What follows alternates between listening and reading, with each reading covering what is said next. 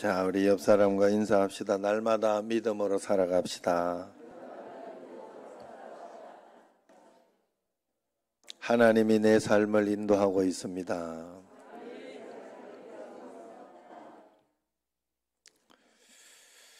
하나님의 역사는 믿는 자들에게 있을 뿐만 아니라 믿지 않는 자들에게도 분명히 있다고 성경은 자주 이야기를 하지요. 그래서 기도할 때도 우리 북한을 위해서 기도하고 이렇게 할 때도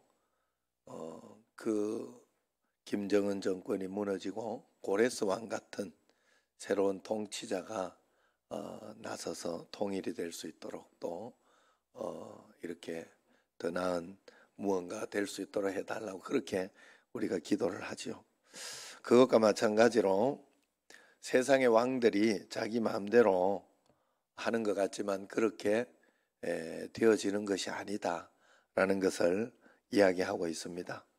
세계의 패권을 좌지우지하던 강대국들이 수없이 많은 그 역사 속에 등장했다가 사라지곤 했는데 그 모든 과정 속에 하나님의 섭리가 분명히 있다는 것을 성경은 이야기합니다. 한마디로 모든 역사의 주관자는 하나님 한 분밖에 없다 하는 것입니다. 한 나라가 세워지고 강성했다가 무너지는 모든 과정을 보면 우리는 단순히 인간의 힘으로 되어지는 것 같지만은 그 속에서 하나님의 간섭하심과 하나님의 섭리하심이 분명히 있다는 것이 성경의 이야기입니다. 오늘 말씀은 이 시대에 주는 하나님의 메시지가 분명합니다. 1절 말씀을 한번 같이 읽어보겠습니다. 내가 또 메대 사람 다리오 원년에 일어나 그를 도와서 그를 강하게 한 일이 있었느니라.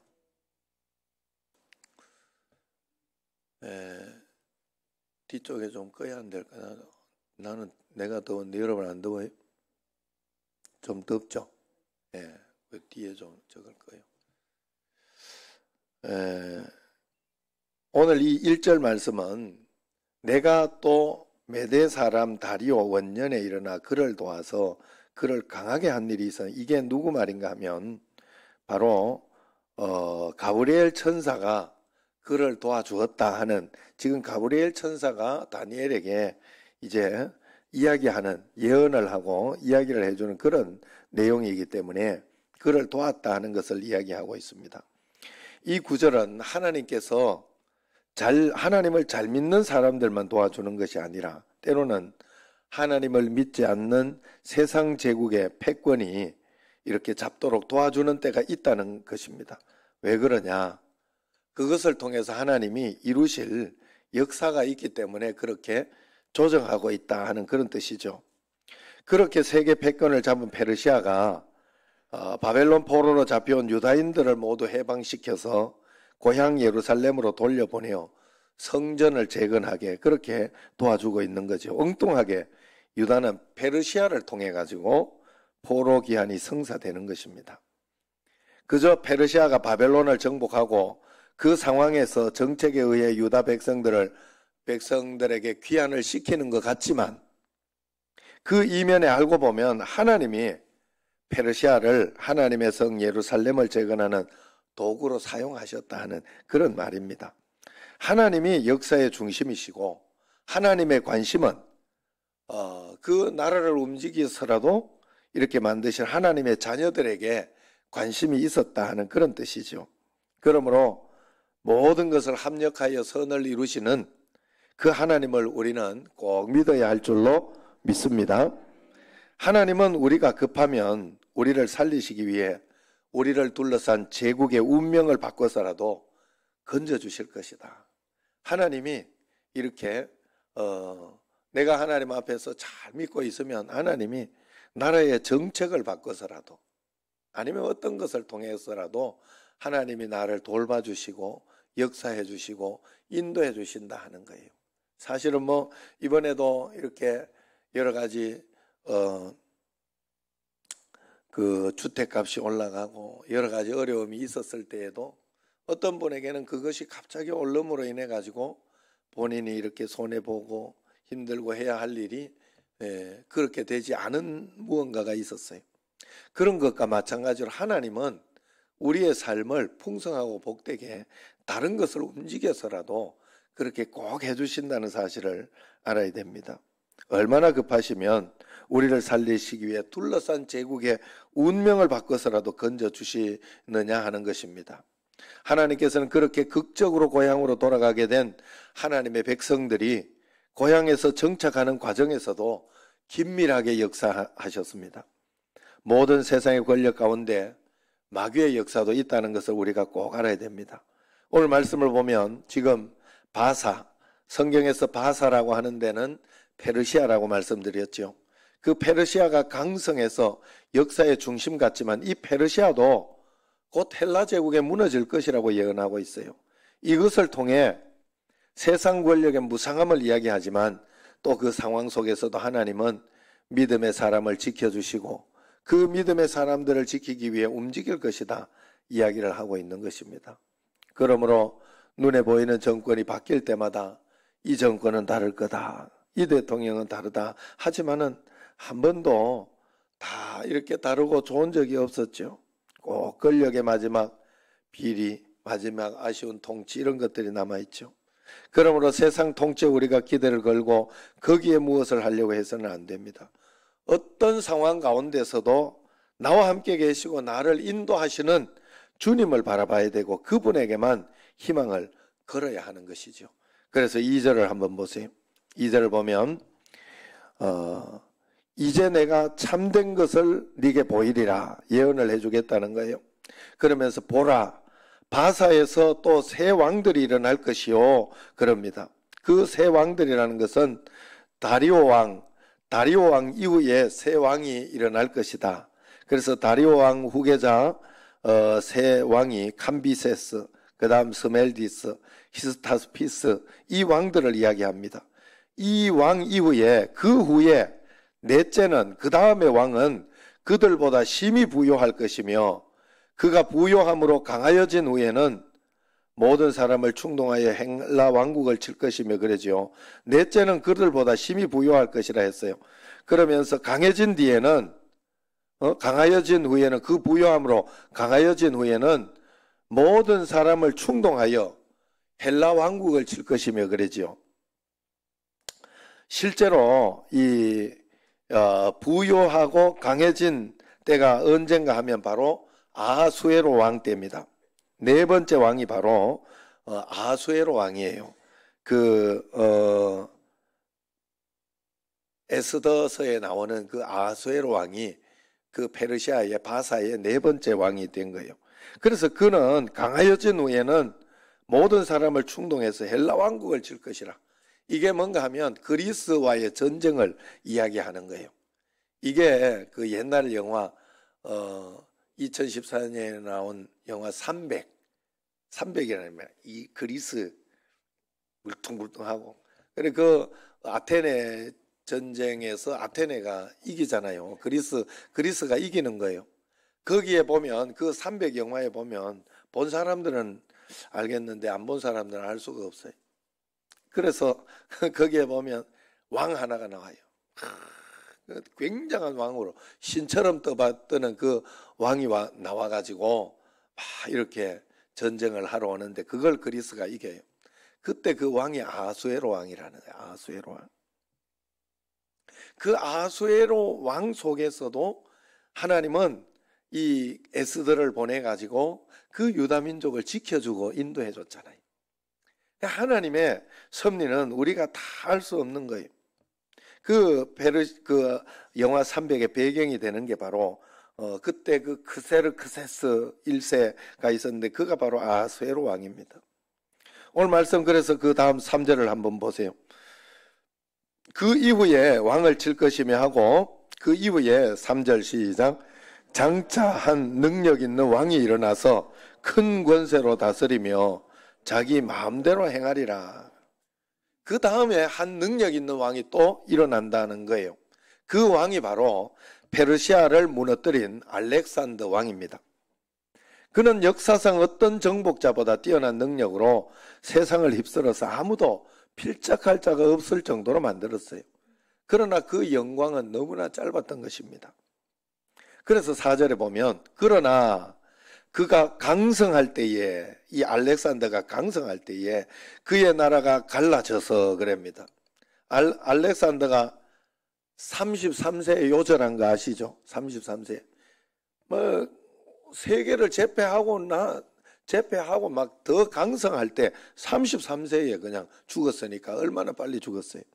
그때에 나라가 갈라져 그럽니다. 죽어서 나라가 갈라지는데 천하 사방에 나누일 것이나 그의 자손에게로는 돌아가지 아니할 것이요. 그래.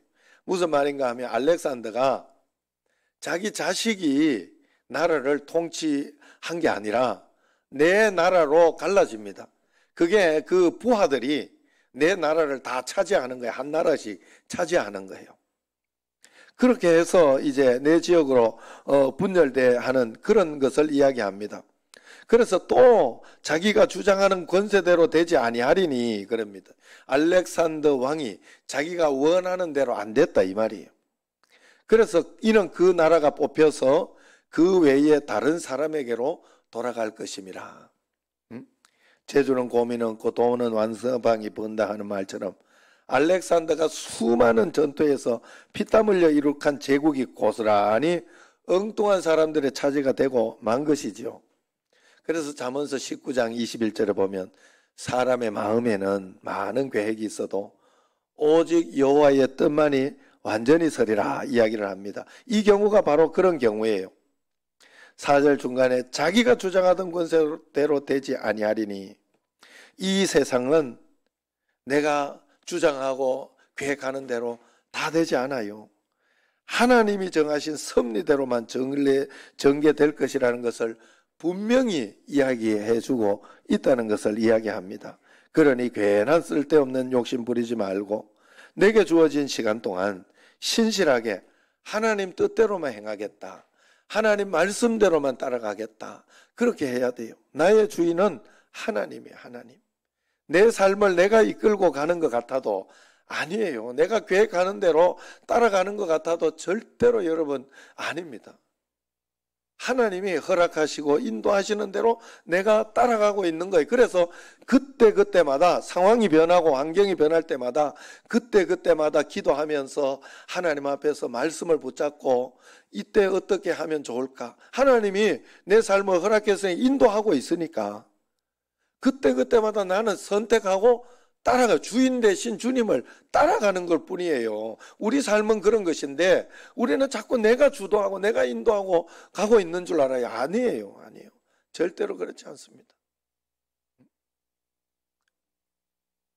그렇기 때문에 매일매일 하나님께 내 모든 삶을 인도하고 그렇게 가야 돼요. 오늘도 그래서 이따가 뭐 광고 합니다만은 그 코로나 상황으로 인해 가지고 장로님들하고 늘 같이 식사를 하고 했는데 원래는 말자 지금 그렇게 어제 당에 카톡으로 이야기를 했어요. 오늘은 안 하는 게 좋겠다. 지혜롭게. 그래서 점심을 안 하고 저녁 예배로 점심도 간단하게 하면서 이제 드실 것만 드시라고 하려고 했는데 그것도 안 되겠더라. 그래서 그냥 저녁 예배로 예배 드릴 수 있을 때 열심히 드려야죠. 하나님 앞에. 그래서 그렇게 이제 지금 하고 이렇게 했어요. 지혜롭게 하나님 앞에서 이게 상황이 이렇게 될 줄 또 몰랐잖아요.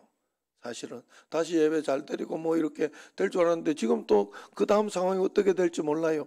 그러나 우리가 분명히 인정하고 따라가야 되는 거 하나님이 인도하고 있다는 거예요. 하나님이.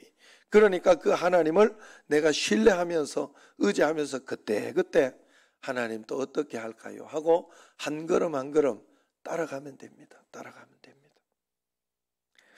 오늘 말씀 4절 이후에 5절부터 마지막 절까지를 보면 이제 헬라 제국에서 분열된 4개의 나라 사이에 이 4개의 나라 사이에 특별히 강했던 나라가 남방 애굽 왕국이 된 거예요.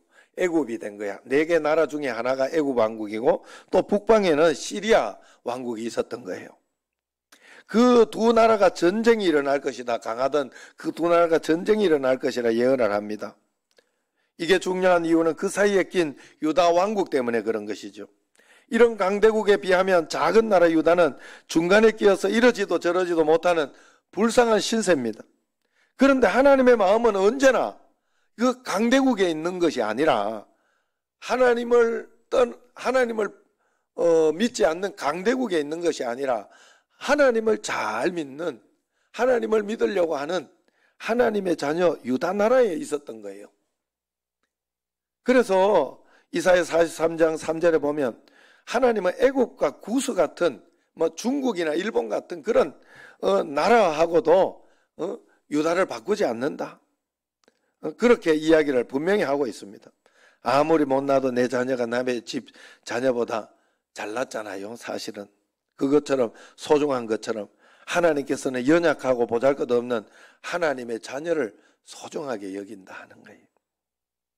그래서 오늘 다니엘에게 하나님은 열방의 파워게임에 대한 예언을 굳이 보여주고 계시는 이유는 하나님의 백성이 유다 나라에 미칠 영향 때문에 미리미리 가르쳐주고 있는 거예요. 예언해주고 있는 거예요. 남방 애국과 북방 시리아 왕국에는 왕국에게 이 유다 왕국이 중요한 이유는 그 유럽과 아프리카, 아시아를 잇는 지리적 요충지이기 때문에 유다를 꼭 정복해야 거기를 통과해서 이제 세계로 뻗어나갈 수 있기 때문에 그런 것입니다. 그래서 이곳을 차지하기 위해서 많은 공방전을 펼치지요. 이들은 서로 맹약을 맺었다가 배신하고 배신했다가 또 약속을 하고 그렇게 하는 역사를 반복했어요. 그러면서 서로 엎치락뒤치락 일천일대의 공방전을 벌이면서 주변 국가들을 동원해 싸우다가 점차 국력이 쇠약해진 것입니다. 이들의 전쟁은 세상 권세 잡은 자들의 끊임없는 야심, 그리고 그를 이루기 위해 약속도 번복하고 거짓과 배신을 임사하는 수단 방법을 가리지 않는 야비함과 포악성을 보여주면서 그러다가 스스로 패망의 길에 이르게 되는 허무한 세상의 권력의 본질을 보여주고 있습니다. 여러분 사실 우리도 그렇잖아요. 지금 대통령 되고 난 뒤에 이렇게 해서 전부 막 계속 복수하니까 지금 생각을 해봐요. 이명박 대통령이 장로님보다 더 드셨죠? 더 들었죠, 그죠? 조금 거의 80 다 돼가는 걸로 내가 알고 있는데, 그죠? 이명박, 그죠? 예. 그런 사람이 지금 감옥에 가 있으니 이게 뭐가 이게 권력이 참 무상하잖아요. 아니 정말 무상하잖아요. 권력이 참 이게 배신과 배신 어떤 그런 것들로 인해 가지고 얼마나 참 그렇습니까? 나 그래서 지금 사실 뭐 여기에 정권이 바뀌니까 법이 바뀌는데 그걸 어떻게 막아요? 걸면 걸리는데 그냥 걸면 걸리는데. 그래 지금 요번에 저 대통령 이렇게 하려다가 안 했던 법관 출신 누구 있죠? 아니 그런 사람 말고 저번에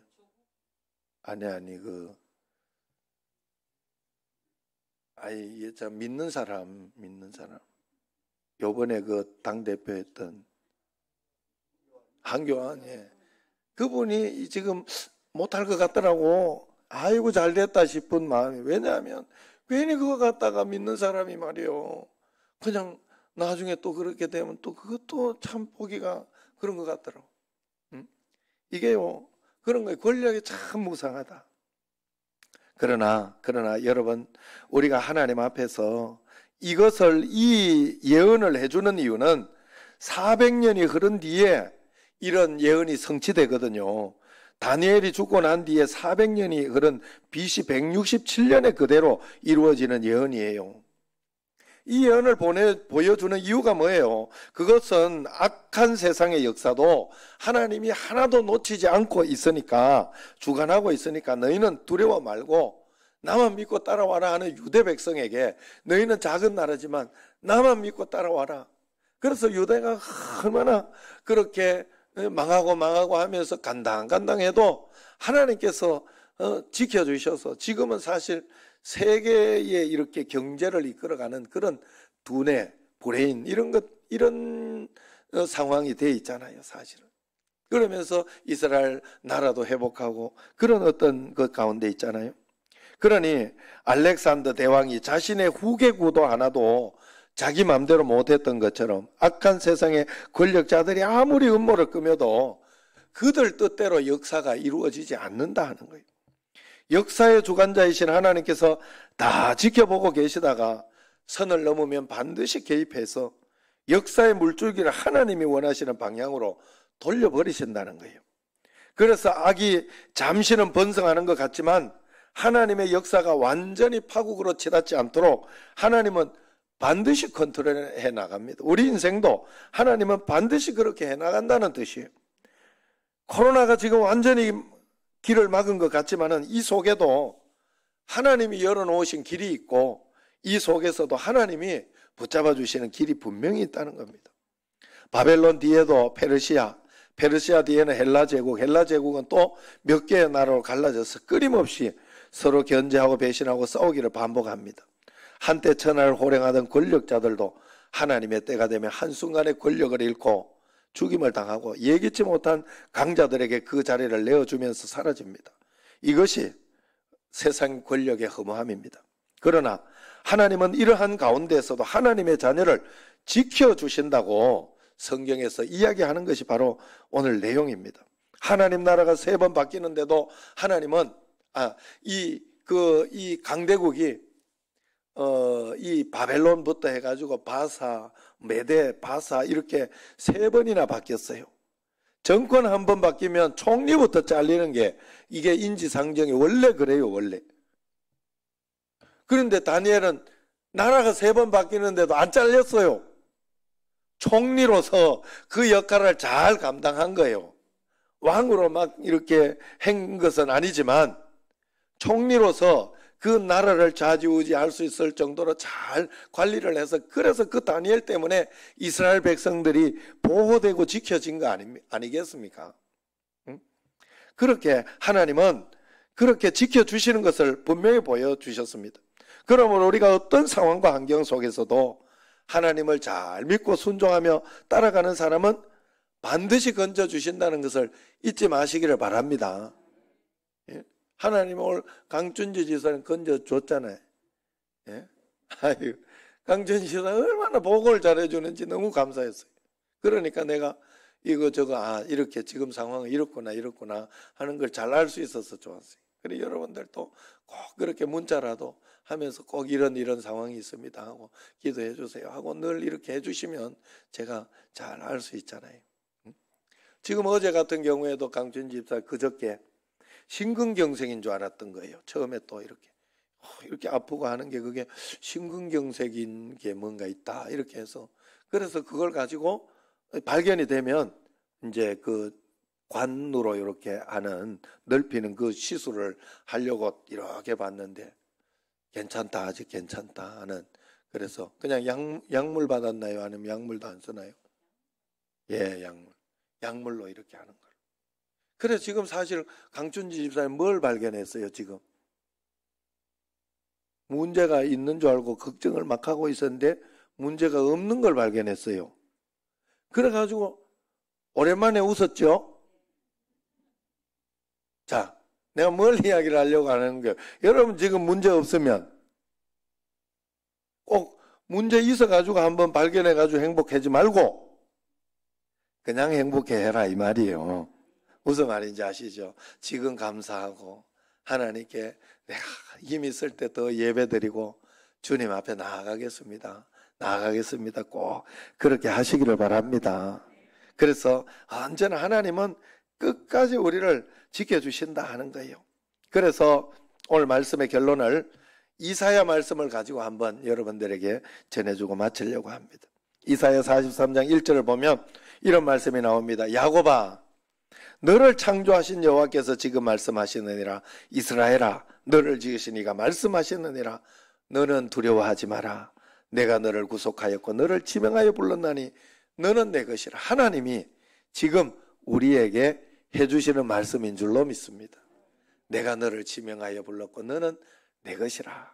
어떤 상황과 환경 가운데, 어떤 어려운 가운데, 어떤 작은 사람이라도 내가 하나님에 대해 그 마음을 가지고 있으면 하나님은 나를 지켜주시고 붙잡아 주신다. 그러면서 2절에 보면 네가 물 가운데 지날 때에 내가 너와 함께 할 것이고 강을 건널 때에도 물이 너를 침몰치 못할 것이고 네가 불 가운데 지날 때에도 타지 아니할 것이고 불꽃이 너를 사르지도 못하리라. 그렇게 이야기를 하고 있습니다. 그러기에 우리는 물 가운데 지나든지 불 가운데 지나든지 지켜주시는 하나님을 믿어야 한다 하는 거예요. 여러분은 지금 어떤 고난에 처해 있습니까? 하나님의 도우심을 꼭 믿으시기를 바랍니다. 여기서 중요한 것은 하나님의 도우심을 우리가 바란다면 하나님의 말씀대로 우리가 잘 순종하며 따라가야 돼요. 하나님이 원하시는 것을 잘 지켜내며 예배를 지켜내고 말씀 읽는 걸 지켜내고 기도하는 걸 지켜내고 그리고 감사의 일기도 쓰고 이렇게 어떤 분들은 숙제하는 것도 있고 이런 것들이 있잖아요. 그걸 지켜내야 돼요, 여러분. 그게 믿는 모습이에요. 믿는 모습. 어떻게 내가 믿는 거 다 하나님 사랑하고 다 하나님 믿어요. 그런데 내가 성경 읽는 만큼 하나님 사랑하는 거예요. 내가 기도하는 만큼 하나님 사랑하는 거예요. 달리 이야기할 수 있는 게 없어요. 내가 하나님 앞에 헌신하고 기도하는 만큼 하나님 사랑하는 거예요. 그래서 우리가 그런 마음으로 주님 앞에 해야 되는데 내 뜻대로 할 거 다 하면서 하나님 왜 안 지켜주셨어요? 그렇게 하면 안 된다는 거예요. 내 뜻은 굽힐 생각이 없으면서 나는 이렇게 할 생각도 없으면서 하나님 이렇게 되도록 하나님은 도와주시기만 하면 돼요 라고 하는 것과 비슷한 거 아니에요? 하나님이 나의 주인 왕이 아니라 나의 종부리듯이 필요한 것만 해달라고 내가 하지 않느냐 하는 것입니다. 이렇게 믿는 믿음은 잘못된 믿음이라 하는 거예요. 하나님이 우리를 지켜주신다는 약속에는 내가 하나님 말씀에 철저히 순종하겠다는 순종도 포함되어 있다는 것을 꼭 기억해야 돼요. 나는 순종하지 않으면서 하나님은 내가 기도하면 이렇게 해주셔야 된다. 그건 그냥 비나이다 하는 거예요. 비나이다. 오늘 이 어느 목사님들끼리 그런 일이 있었다고 해요. 코로나 때문에 이렇게 모였는데 너무 어렵다고.